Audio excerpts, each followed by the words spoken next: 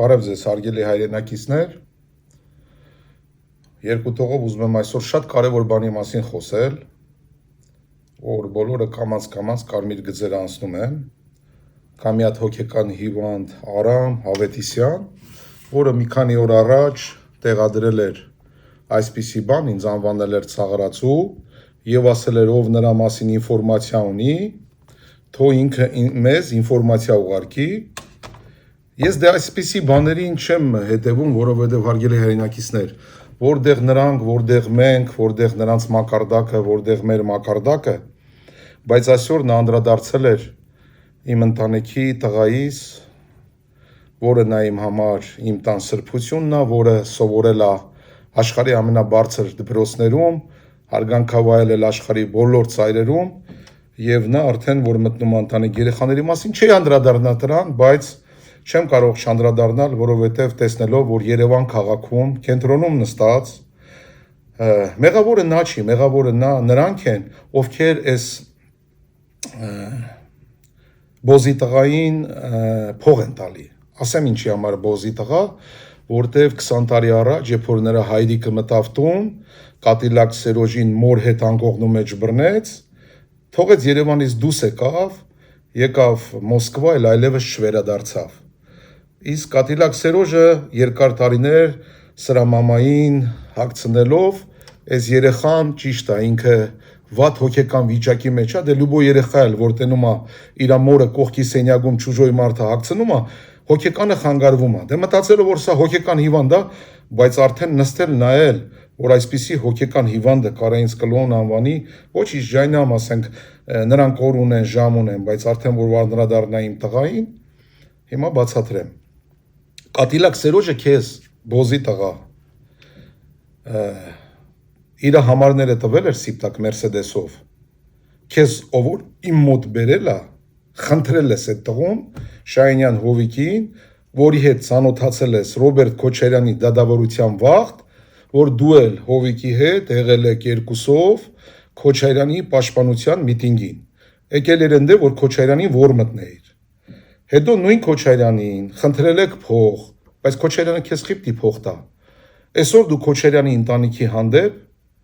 նրա կնոջ երեխաների հանդեպ անվայել խոսքեր ես ասում, ճիշտ է, նա պրեզիդենտ է, նա եղել է երկրի պրեզիդենտ, թույլ չի տա իջնի քո մակարդակին, ես էլ թույլ չեմ տա իջնեմ քո մակարդակին, բայց ես համ Քոչարյանի տեղը, համ Ավագումյան կամոյի տեղը, համ բոլորի տեղը կանդրադառնամ քեզ, որ դու հասկանաս, ես պրեզիդենտ չեմ, ես ապրած կյանք ունեմ, իմ ապրած կյանքը թույլ է տալի, որ ես քեզ գանդոն բացահայտեմ, որ կուպես բացի նա որ դու գանդոն ես, դուք սարքել եք գանդոնների երկիր, ինչի համար ասեմ, որտեվ այդ նույն ալիգարխները, որոնք քեզի մատերիալ են տալի, որոնք քեզի փող են տալի, որ նրանց կնգաս փեշերին չկախվես, ուրիշի համար էթում են Հավայի ախրանիկներին խրգում են, ուրիշի գլուխը ջարդում են, բայց քեզ ձեռ չեն տալի, քեզ փող են տալի, դու էլ մտածում ես կանի Ավագումյան կամ սաղից փող վեկալես կամ Ասատրյանից, դու մեզնից կարաս մենակ վեկալես մի հատ մեծ բան, որ կողես բենիդ մեջ, խորը սենց, քանի որ դա լինելու է, սպասի համբերի, ուրիշ բան եմ քեզ ուզում ասեմ, բացի որ դու գյոթ ես, դու համասեռամոլել ես, հիշում ես, որ են պատմում է իրեն տղեկին պատմել ես, որ մարդիկ կան, ընդ քեզի առաջարկություն են արեբան, իսկ հիմա դու կապնվել ես Մոսկվա քաղաքից, մի հատ 55 տարեկան պսիխոլոգ կնոջ հետ, մտոն քո պսիխոլոգն է, ու քեզանից փողեր է վեկալում, այդ սաղ փողերը դու ուզում ես մեզնից վեկալես 10 կնոջը, լսի արա այ բոզի տղա, դու այդ եկել էիր արիոլ, խնդրել էիր, որ քեզ բերեին, 400 հոգի մարդ կար այրոլում, որ տեսել էին, որ մոդեցար ինձ, ոնց իջար ձեռս պաչեցիր, ես ամանչեցի ձեռս քաշեցի, որ ձեռս չպաչես, ասիր չէ, ես ենքան եմ ձեզ հարգում, որ ուզում եմ ձեր ձեռքը համբուրեմ, դուք Հայաստանի միակ փրկությունն եք, ես եկել եմ ձեր մոտ, եթե հնարավոր է ինձ էլ ֆինանսով օգնեք, ես դառնամ տելևիզիոնի բան բացեմ 25000, պարոն Ասատրյան, ձեր համար կարևոր ինֆորմացիա եմ բերել, որ դա շատ ավելի թանկ արժի, ես քեզ ուզեցա լսեի, տենաս ինչ ինֆորմացիա էր բերել, ապուշ խոսում էիր, նստել էիր պատմում էիր, Միքայել Մինասյանը, հանդիպել է Փաշինյանի հետ Հռոմում, քյաշ փողա տվել, Փաշինյանի սենյակում բռնել են այդ փողը։ Հետո պատմում էր, որ ոնց են պայմանավորվել Վատիկանով փողերը ստանան, Ղարաբաղը ծախեն։ Պատմում էր, որ Սերժ Սարգսյանը ոնց հանձնեց փոխանցեց իշխանությունը, այս էշին։ Պատմում էր, որ Փաշինյանը աշխարհի ամենատականք մարդն է։ Ես քեզ մի պուչուր կտորներ դնելու եմ, որ ժողովուրդը տենա, թե ինչ աշճանի գանդոն ես դու արա, այ բոզի տղա։ Մի հատ է ժողովուրդը հասկանա, թե вообще քեզ նայողները մաքսիմում հավատացողները քեզի, քոպես պետք է գանդոն լինեն։ Այսինքն գիտես ինչ են, աբիժնիկները կան, մի քիչ են միլիցեքից, մի քիչ են KGB-ի առաջվա մինիստրներից, բանից, երևի զանգում են քեզ մի քիչ փող են տալի, շամփայ գցում են բերանդ, արա հոգեկան հիվանդ, բոզի տղա, քեզ չեմ ասի իմ դաշտ մի մտեք, արա։ Չես չեմ ասի իմ դաշտ մի մտեք։ Գիտեք ինչն է ամենապազորնին, որ Հայաստանում իրաց դնում են լավ տղեկի տեղ սաղ ֆրֆրում են, դուք նստած Երևան քաղաքի կենտրոնում, քո պես, գնելի պես ագարկի տղեկը, ում կնիգա ագարկայա, ով որ ինքը անձնական գյոթ է, հարգելի հայրենակիցներ, կներեք այսօրվային բարբարի համար, երբեք ինձ թույլ չեմ տվել, ի վերուստ Աստծո խնդրում եմ ձեզ ինձ ներողություն, թող Աստված էլ ինձ ների, բայց նման բոզի տղեկի հետ ուրիշ բարբար չկա խոսալու, իսկ մյուս բարբարը որ գնելն ասում այն, որը մտել է Արտուր Ասատրյանը, Մարթախփե, որ ինձ Մարթա ուղարկեց էցեն, էսանեն անեն, իմացեք, միջև ձեր կյանքի վերջի օրը դուք պետք է վախի մեջ ապրեք, քանի ապրելու եք, որտեղ դուք ինձ ճանաչելով, հասկանալով ես ով եմ, իմ ընտանիք մտնելը աշխարհում չի եղել մի հոգի, որը չի պատժվել։ Բայց նրանց պատժում է Աստված, ոչ թե ես։ Միշտ իմացեք իմ դեմով դուս եկե, մի ձևի պատժվել է, բայց ես ոչ մի բան չեմ արել։ Դա միշտ պատժել է Աստված։ Իմացեք, Աստծո պատիժը դաժան է եւ արդար։ Երկու բառով այ բանագից փախած բոզի տղեկ 40 օրվա պատերազմում, որ դու փախած տնից հիմի նստել ես Երևան քաղաքում խոսում ես, արա։ Այդ որ պասպորտը խրգել էր, փողել չունեիք, որ տոմս առնեին գայք է թղթաբանակն ուզում էր իմ վրա ծախեիր։ 40,000 հոգի մարդ է քեզ տեսե, հիմա նկարները դնելու եմ, վիդեոները դնելու եմ, ու գիշերը առանց ամանչելու տղեկը միամիտ մտնում են սենյակ, տենում են տկլոր, տղու պոցոցի մեջ պարկած, միջև գալիս են իմ դուրը ծեցեն, որ ինձ ասեն, գիշերվա 4-ին ոտով փախնում եք, Արիոլից, վատով փախնում եք, տաքսի եք բռնում, նստում եք այդ մեկ ուրիշ քաղաքից թռնում եք Մոսկվա։ Դու իմ համար ոչ մի բան ես, ես կյանքում չի անդրադառնա դրան, որտեղ քոպես Հայաստանում լիքը գանդոններ կան, սարքել եք գանդոնների ու բոզերի քաղաք։ Կյանքում չի անդրադառնա ձեզ, որովհետև ձերպես գանդոնը խոսա կամ ճանճը տզա իմ համար սո։ Բայց իմ Աստծո տված տղային անդրադառնալով կամ իմ փեսուն, կամ իմ աղջկան, կամ Բելա Քոչարյանին, խի Բելա Քոչարյանի պես սուրբ կին կա, հա։ Դու անդրադառնում ես տարիքով մամայիցդ 20 տարի մեծ կնոջը այդպեսի բարբարով մի քիչ համբերեք, Աստծո պատիժը դաժան է եւ արդար։ Հարգելի հայրենակիցներ, հիմա ես դնելու եմ իրոք նրա դեմքը ու իրոք նրա տեսքը, որ դուք հասկանաք, թե դու ում եք թույլ տալի,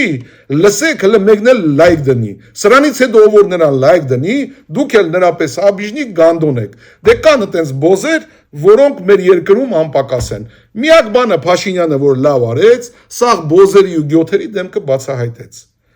Կներեք իմ այսօրվա բարբարի համար, ստիպված էի ասեի, չէի կարաչ ասեի, Աստված բոլորիս պահապան։ Դրդեմ արշավեր սկսվել ավելի շատ ոչ թե իշխանության կողմից, այլ շատ ընդդիմադիրների կողմից, ընդդիմադիր բևեռների, որոնք որ հակառակը պետքա փորձեն կոնսոլիդացնել բոլորիս, նաև Հայաստանից դուրս ուժերին, որպեսզի գանք փոփոխության, բայց չգիտես ինչու նրանք թիրախավորում են արդեն այն մարդկանց, որոնք որ հանդես են գալիս պետականության դիրքերից, դա ինձ հետաքրքրեց եւ ես որոշեցի գալ Մոսկվա, քանի որ դուք խնդիր ունեք եւ հետախուզման մեջ եք գտնվում, այսպես քաղաքական հետապնդման հերթական զոհն եք, ես որոշեցի գալ ավելի մոտիկից ծանոթանալ, քանի որ կարծում եմ, որ մեր միակ փրկությունը այսօր ազգային այսպես մտածելակերպ արժե համակարգ առաջի հերթին ունեցող մարկանց շարժման կամ այսպես կազմակերպությունների միավորման մեջ է։ Իմ համար ես մի կարևոր արձանագրում արեցի, որը որ շատ խորքային եւ կարևոր բնույթ է կրում։ Դուք իրենց հետ խոսելուց ասիք, որ ես դեմից կգնամ։ Այսինքն քաղաքականության մեջ կամ առասարակ կյանքում դա պատերազմում անգամ դա ամենակարևոր բանն է։ Բոլորիս համար պարզ է, որ գործող իշխանությունները ոչ մի պարագայում լավ օրի չեն հասցնելու Հայաստանը։ Նրանց մի օր մնալը անգամ շատ մեծ այսպես վնաս է հասցնում երկրին։ Բոլորի համար ակնհայտ է, որ այս իշխանությունները մի օր հեռանալու են։ Նրանց հեռանալը ժամանակի հարց է հայ ազգի այդ տականքին, որը որ այսօր զավթել է իշխանությունը, զավթած իշխանությունը պահում է եւ փորձում են մոլորեցնել մեր ժողովրդին, այդ դասակարգը, որը որ ուզուրպացրել է իշխանությունը, այսպես ստրուկի կարգավիճակում է պահում հայ ժողովրդին, վերադարձավ իր փեշակին, այսպես նշեմ, փող աշխատելու եւ այսօր փողի համար հանուն փողի ամեն ինչի պատրաստ մարդիկ են։ Հայաստանի Հանրապետությունը այսպես բաժանված է կլանների եւ ուղղակի բազմաչարչար հայ ազգին դարձել են վասալ եւ քաղաքական մանիպուլյատիվ տեխնոլոգիաներով խաբելով այսպես պահում են որպես ստրուկ Հայաստանում հայերին, ցույցերին նրանց շարժումներին մասնակցում են, որպեսզի օր առաջ հերաստեն այսօրվա իշխանություններին, որոնք որ իմ գնահատմամբ եւ շատերի գնահատմամբ այսօր էգզիստենցիալ այսպես վտանգ են ոչ թե միայն Հայաստանի հայության համար, այլ ամբողջ աշխարհի հայության համար։ 2018 թվականին միանշանակ եղել է իշխանափոխություն։ Անկամ ոչ թե իշխանափոխություն, այլ դասական այսպես իշխանության հանձնում ընդունման գործընթաց, ուղղակի պետք էր մի ինչ-որ շոու կազմակերպել, այսպես շղարշ հաղորդել, որպեսզի տարիներ հետո կարողանային ժողովրդին այսպես կերակրեին, խաբեին, որ հեղափոխություն ա եղել, եկան տապալեցին Սերժ Սարգսյանին։ 2018 թվականին դուք ձեր հաղորդման մեջ եւս անդրադարձել եք այս հարցին, դա բոլորի համար է արդեն պարզ։ 2018 թվականին մի խումբ երիտասարդներ որոշեցին գան ինչ-որ հեղափոխություն անեն, իշխանություն փոխեն, որից մի մասն էլ բնությանը ընդհանրապես անհայտ արարածներ էին։ Եվ ինչ էր հետաքրքրական, որ այդ մարդիկ 15 հոգի մարդ չէին կարող հավաքեն։ Օրինակ Նիկոլ Փաշինյանը հստակ պայմանավորվածություններ ունեցել, հստակ ինֆորմացիա ստացել է, բայց բնականաբար իր թմի 90%-ը չգիտեն տեղյակ չեն այդ մարդիկ ինչա կատարվում։ Վերջում Նիկոլ Փաշինյանին ով է ընտրել ազգային ժողովում։ Հանրապետական կուսակցություն, եթե չընտրեր, Նիկոլ Փաշինյանը վարչապետ չէր դառնալու։ Էշը ճիշտ էր, ես սխալվեցի։